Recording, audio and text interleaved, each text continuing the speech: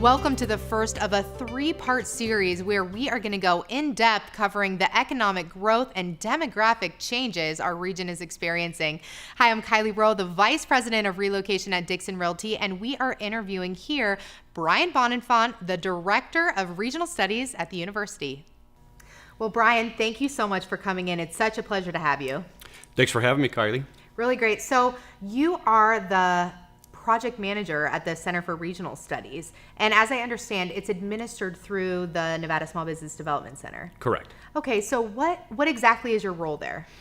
My role is to do outreach for the university through research and analysis, which involves all sorts of economic development applications of that research to public agencies, private companies, entrepreneurs, business owners, property owners, so the whole spectrum of the economy. So basically, other public government agencies or private sector companies can contact you for assistance with any sort of type of economic research that they might have. Absolutely. That's wonderful. And you did mention that you cover a number of different things. So economic stuff, you said demographic. Real estate. Right. Fiscal analysis, fiscal impacts, economic impacts. Feasibility studies. Right. Well, and I think that this is so critical, and the reason why we have you on right now is because there's been so much going on with our regional economy. We're really going through a lot of growth right now. And so as we were talking about before, you said you've been busy. More people are hitting you up. Yeah, the pendulum swings, and so we're back, the 05, 06 model of right. running every day. Yeah. There you go. So now I want to jump right into it, and this is going to be a series. So we're going to start off with this first interview, and we're going to talk about how we got to the place where we are today. Sure. And I know as you talk about it, it's about the Tesla pricing.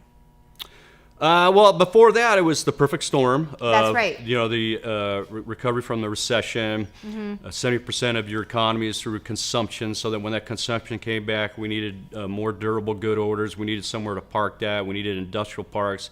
And so that our location where we're at, being on that bullseye of the West Coast and a lot of cheap land out east, and the transportation networks really gave us a bright spot for the industrial recovery, which led the way. And then with EDON, recruiting all these companies in those industrial spaces really helped. And that was pre-Tesla. And so we started seeing this growth take place.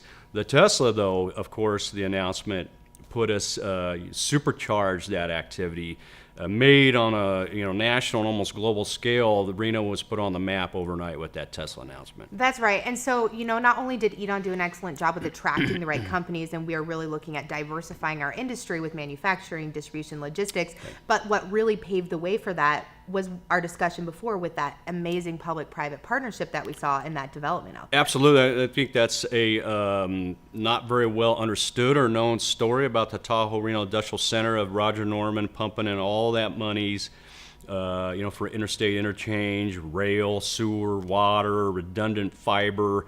They put all that in on their dime, within a 100,000 acre, desert park with no residential, so they can do heavy industrial in that park, 60-day permits. That was key to getting companies here and seeing the region, and especially for Tesla, once they saw that, they were sold. That's right. And so when companies come here, they can actually get all their permits and everything taken care of within, what you said, 60 days. 60 days. That was a developer's agreement between Roger Norman, Lance Gilman, and the Story County in 2001. They put together that agreement that allowed the development to take place in 60 days. So, that's what really set this whole thing up. And I know as a result of that, there's been a lot of investors that have been looking this way, and they're asking you questions like, is this real? What's going on with this? Is this real? And I know that when we talk about the reality of this, we look at jobs and the employment rate. Correct. And there was, I think, some concern. Was this just another bubble? And is this really happening? And if you look at the job, and that's what we look at, and I've been tracking since the recession, is the jobs. 2016, we increased jobs by over 10,000 in the Reno MSA. That was the first we've ever been over 10,000 a year clip. And so that's it's a watershed moment, and we're through May of this year, we're up 6,800 jobs compared to through May 2016, and so we're looking like we're going to reach that 10,000 mark again in 2017. So yes, in fact, it's real. Yeah. So, and you said before our employment rate is roughly 3 to 4% at this time. Yeah, we were up at 12 plus percent during the recession. Now we're down at 4%, sub fours, which indicates we need bodies, we need immigration to pick up to fulfill these jobs in the future. Yeah. So I think this really sets the stage for the next segment that we're going to do. We're going to talk about what is really happening now as a result of what we've set ourselves up for. So Brian, thank you for this first one, and we'll catch you again in the second segment. Thanks for having me. Yeah.